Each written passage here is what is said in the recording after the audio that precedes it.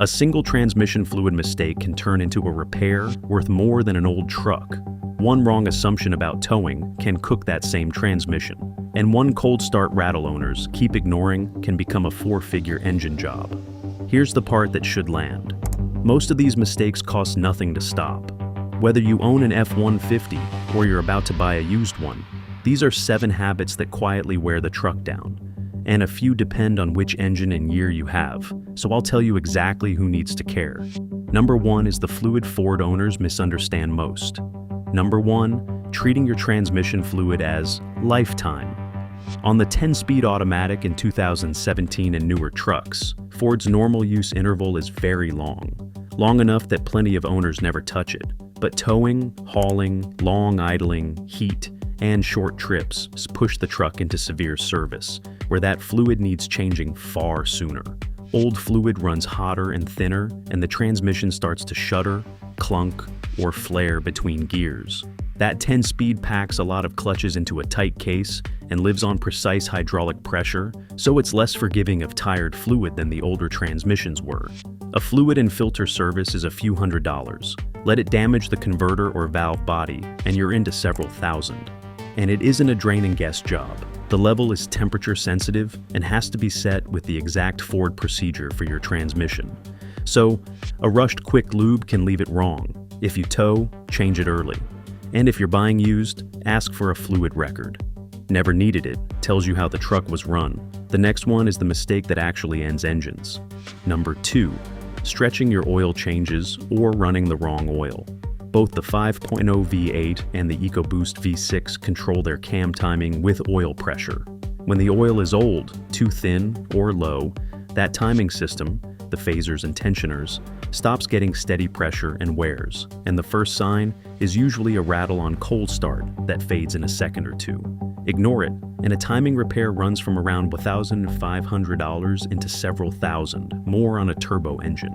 For longevity, especially with towing, idling, short trips, or a turbo, a 5,000 to 7,500 mile interval is a conservative working number, shorter than the oil life monitor may allow. Use the exact spec for your engine and year, and don't treat close enough oil off the parts shelf as the same thing. A new cold start rattle is always worth a look, though it can have more than one cause, so it's a reason to investigate, not a diagnosis. Now the trap that catches people before they even own the truck. Number 3, trusting the big tow number on the sticker. Ford advertises a maximum for each model year, but that figure belongs to one specific build. A particular engine, cab, drivetrain, axle, and tow package. Add a crew cab, 4-wheel drive, leather, bigger wheels. And every option adds weight and lowers what your truck can actually pull. There's a second number people miss: what it can carry. The payload sticker on the driver's door jamb is your real limit, and a heavy trailer's tongue weight eats into it fast.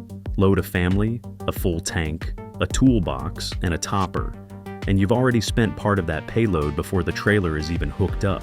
Load past your truck's real numbers and you overwork the transmission, brakes, and cooling, which is exactly how you cook the fluid from mistake 1.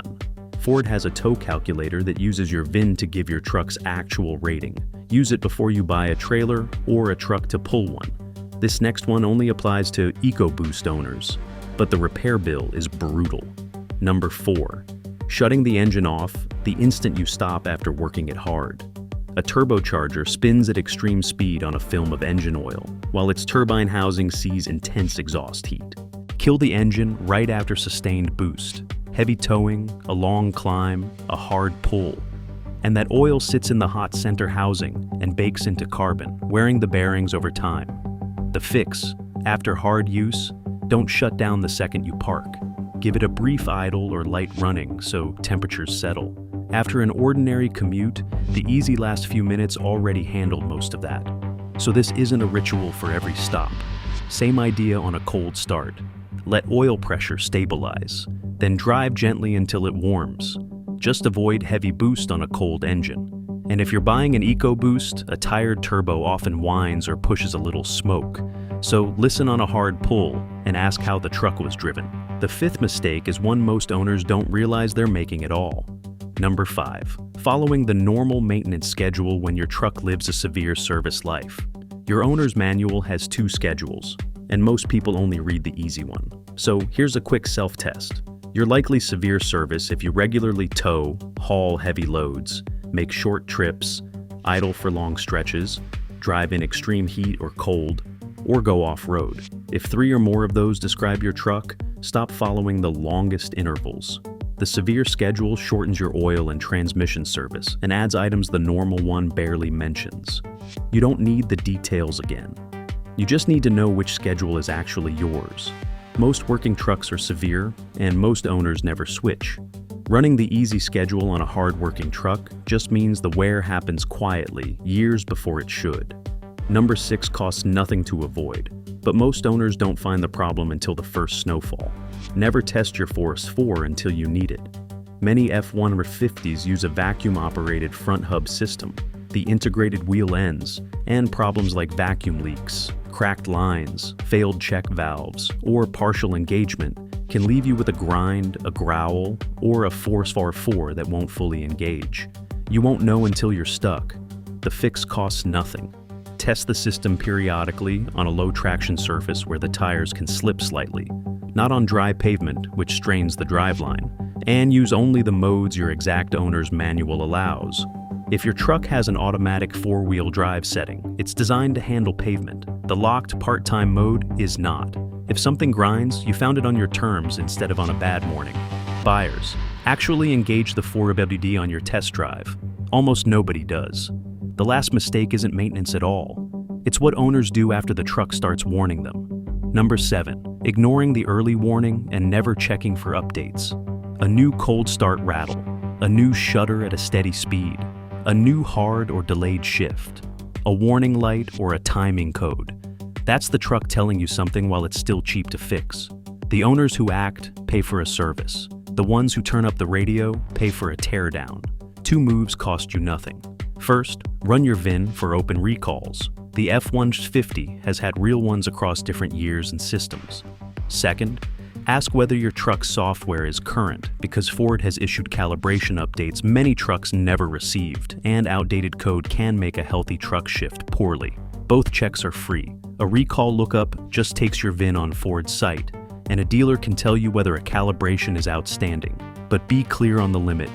Software can correct some control problems. It cannot repair worn clutches, a damaged valve body, or stretch timing parts. Diagnose before you replace anything. A reflash on a truck that actually needs a clutch pack just burns money and buys you nothing. And if you're buying rather than maintaining, here's the 60-second version of all of this. Start it, stone cold, and listen. Scan every module for stored codes. Look underneath for fresh leaks at the front of the engine and around the transmission pan. Test every transmission range and feel for shudder or hard shifts. Engage the 4WD correctly and confirm it works. Ask for fluid and service history, especially severe use records. Confirm the payload and tow equipment match what you'll actually pull, and that the frame and hitch are straight and rust-free. And run the VIN for open recalls and current software. 10 minutes of that tells you more than any clean-looking listing. So, the through line is simple. None of this is babying the truck. It's not quietly working against it. Use the right fluids and the right schedule. Give a turbo a moment after hard use. Test the 4 before you need it.